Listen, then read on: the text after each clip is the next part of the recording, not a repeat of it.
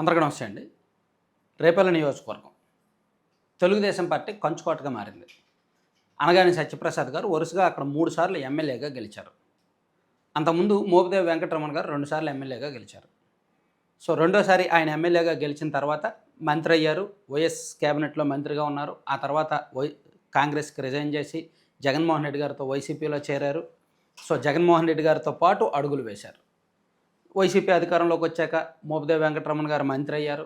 ఆ తర్వాత ఎమ్మెల్సీ పదవికి రిజైన్ చేయాల్సి వచ్చింది. రాజ్యసభకు వెళ్ళారు. ఇలా వైసీపీలో ఆయనకు మంచి ప్రాధాన్యత దక్కింది. కాకపోతే కాలక్రమేణా జరిగిన రాజకీయ మార్పుల్లో ఆయనకు 2024 ఎన్నికల్లో జగన్మోహన్ రెడ్డి గారు సీట్ ఇవ్వలేదు. గణేష్ గారికని ఇచ్చారు. దాంతో మోపిదేవి వెంకటరమణ గారు చిన్నబుచ్చుకొని 2024లో కూటమి అధికారంలోకి వచ్చాక పార్టీ మారిపోయి టీడీపీలో జాయిన్ అయిపోయారు. సో ఇవన్నీ జరిగిన పరిణామాలు. అక్కడ అనగాని సత్యప్రసాద్ గారికి మంచి మాస్ ఇమేజ్ క్రియేట్ అయింది. వరుసగా 3 సార్లు గెలవడం, జనంలో ఎక్కువగా తిరగడం, లో ప్రొఫైల్ మెయింటైన్ చేయడం, జనంలో బాగా కలిసిపోవడం అండ్ కార్యకర్తలతో తరచూ టచ్లో ఉండడం అండ్ అందరినీ సొంత కుటుంబ సభ్యుల్లో కలుపుకోవడం, ఇవన్నీ కూడా అనగాని సత్యప్రసాద్ గారికి ఉన్న పాజిటివ్స్. అండ్ కార్యకర్తలు ఎవరైనా కష్టంలో ఉన్న డబ్బులు ఆర్థికంగా సాయం చేస్తారు, అన్ని రకాలుగా సాయం చేస్తారనే పేరు ఉంది. కాకపోతే ఆయన ఈ మధ్య మంత్రి అయిన తర్వాత అండ్ పార్టీలో కీలకమైన స్థానంలో ఉన్నారు. మంత్రిగా కూడా ప్రభుత్వంలో రెవెన్యూ మంత్రిగా చాలా బిజీగా ఉన్నారు. దాంతో ఆయనకు నియోజకవర్గం మీద కాస్త ఫోకస్ తగ్గింది. నియోజకవర్గంలో రాజకీయం చేయడం తగ్గింది. కార్యకర్తలకు కాస్త టచ్లో ఉండడం తగ్గింది. దీనివలన కార్యకర్తల కోరికలు నెరవేరక, వాళ్ళ డిమాండ్లు నెరవేరక అక్కడక్కడ అలకలు ఇవన్నీ కూడా పెరుగుతూ వచ్చాయి. అయినప్పటికీ అనగాని గారు మ్యాక్సిమం టైం ఇస్తున్నారు అండ్ వాళ్ళని తన కార్యాలయానికి పిలిపించుకొని చాలా ఫ్రీగా చాలా స్వేచ్ఛగా మాట్లాడుతున్నారు. కానీ ఎక్కడో ఒక గ్యాప్ అయితే మాత్రం వచ్చింది. ఆ కాన్స్టిట్యున్సీలో ఒక గ్యాప్ వచ్చింది.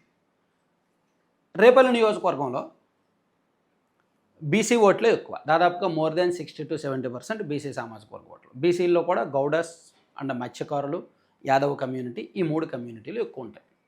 ఆ తర్వాత కాపు సామాజిక వర్గ ఓట్లు ఎక్కువ, దాంతోపాటు ఎస్సీ, ముస్లిం ఇవన్నీ ఉంటాయి. సో ఈ కమ్యూనిటీ ఈక్వేషన్స్ చూసుకుంటే నిజానికి అక్కడ వైసీపీ బలంగా ఉండాలి పార్టీ పరంగా. కానీ అక్కడ వైసీపీకి సరైన నాయకత్వం లేదు. మోపిదేవి వెంకటరమణ గారి రూపంలో ఉన్నప్పటికీ ఆయన బలహీనతలు, ఆయన ఇబ్బందుల కారణంగా ఆయన బలహీనపడ్డారు. సో దాంతో అనగాని సత్యప్రసాద్ గారికి పార్టీ బలంతో పాటు సొంత ఇమేజ్ తోడే వరుసగా గెలుస్తూ వస్తున్నారు. ఇప్పుడు టీడీపీలో గ్యాప్ రావడం, సత్యప్రసాద్ గారు పార్టీ వ్యవహారాల్లో, ప్రభుత్వ వ్యవహారాల్లో బిజీగా మారడం, అక్కడ టీడీపీలో కొన్ని బలహీనతలు బయటపడడం, పార్టీలో విభేదాలు రావడంతో జగన్మోహన్ రెడ్డి గారు ఆ బలహీనతలను అందిపుచ్చుకున్నారు. అందుకే ఈ మధ్య రేపల్లి నియోజకవర్గం నుంచి ఎక్కువగా వైసీపీలో చేరికలు జరుగుతున్నాయి. ఒక నెల 15 రోజుల కిందట మోపిదేవి శ్రీనివాసరావు గారు జగన్మోహన్ రెడ్డి గారి సమక్షంలో వైసీపీలో జాయిన్ అయ్యారు. అండ్ ఈరోజు గోడపాటి శ్రీనివాస్ గారు, సో ఆయన ఒక రకంగా అనగాని సత్యప్రసాద్ గారికి రైట్ హ్యాండ్.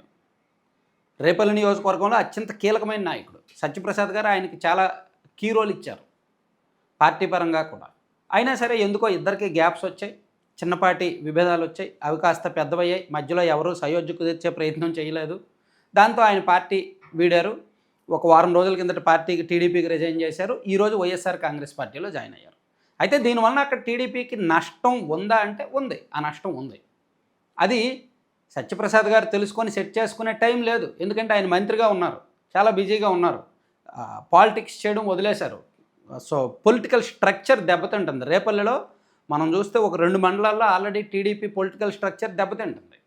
సో దాన్ని వైసీపీ ఇప్పుడు అందిపుచ్చుకుందనమాట. నాకున్న ఇన్ఫర్మేషన్ ప్రకారం ఇప్పుడు వైసీపీలో చేర్చుకుంటున్న ఎవరికి సీట్ ఇస్తాము అనే కమిట్మెంట్తో అయితే తీసుకోవట్లా. అక్కడ టీడీపీని ఓడిద్దాము, అక్కడ సత్యప్రసాద్ను ఓడిద్దాము, అక్కడ వైసీపీ ఖచ్చితంగా గెలుస్తుంది, అక్కడ గెలిస్తే ఆ జిల్లా మొత్తం ప్రభావం ఉంటుంది అనే మాటిచ్చి, ఆ నియోజకవర్గ ప్రాధాన్యత ఇచ్చి, సో అధికారంలోకి వస్తే మీకు పలానా పదవి ఇస్తాం, పలానా ప్రాధాన్యత ఇస్తామనే మాటిచ్చి వాళ్ళని వైసీపీలో చేర్చుకుంటున్నారు. ఇది బాపట్ల జిల్లాలో వైసీపీ చేపట్టిన ఆపరేషన్కి ముందడుగు. ఎందుకంటే ఆ జిల్లాలో వైసీపీ గతంలో బలంగా ఉండేది, ఇప్పుడు బలహీనపడింది. వైసీపీకి ఆ జిల్లాలో నాయకత్వ కొరత ఉంది. ఆ జిల్లాలో తెలుగుదేశం పార్టీకి బలమైన నాయకులు ఉన్నారు. ఇటువైపు సత్యప్రసాద్ గారు, అటువైపు అద్దంకుల రవికుమార్ గారు, అండ్ పరుచూరులో ఏలూరు సాంబశివరావు గారు, ఇలా వీళ్ళందరూ వరుసగా గెలుస్తూ వస్తున్నారు. తెలుగుదేశం పార్టీకి మూల స్తంభాల్లో ఉన్నారు. సో ఈ స్తంభాలను కొట్టాలి అంటే ఈ నియోజకవర్గాల్లో టీడీపీని చేల్చాలి, బలమైన నాయకుల్ని చేర్చుకోవాలనే వ్యూహాన్ని రేపల్లి నుంచి మొదలుపెట్టారేమో అనిపిస్తోంది. అయితే కాలక్రమేణా అయితే పరుచూరు అద్దంకుల అంత ఈజీ కాదు వైసీపీ గేమ్స్ వర్కౌట్ అవ్వడం. బట్ రేపల్లిలో ఎందుకు వర్కౌట్ అయ్యాయి అంటే సత్యప్రసాద్ గారు తప్పులే. ఆయన నియోజకవర్గానికి పెద్దగా టైం పెట్టకపోవడం అండ్ పొలిటికల్ స్ట్రక్చర్ దెబ్బతింటున్నా తెలుసుకోలేకపోవడమే. సో అయితే కొత్త నాయకత్వం కూడా వైసీపీ కొత్త నాయకత్వం రాబోతోంది, కొత్త అభ్యర్థి రాబోతున్నారు. వీళ్ళెవరికి సంబంధం లేని అభ్యర్థి కూడా వచ్చే అవకాశం ఉంది. సో ఇవన్నీ కూడా పావులైతే చాలా వేగంగా కదులుతున్నాయి అన్నమాట. సో మరిన్ని అప్డేట్స్ ఏంటనేది చూద్దాం. Thank you.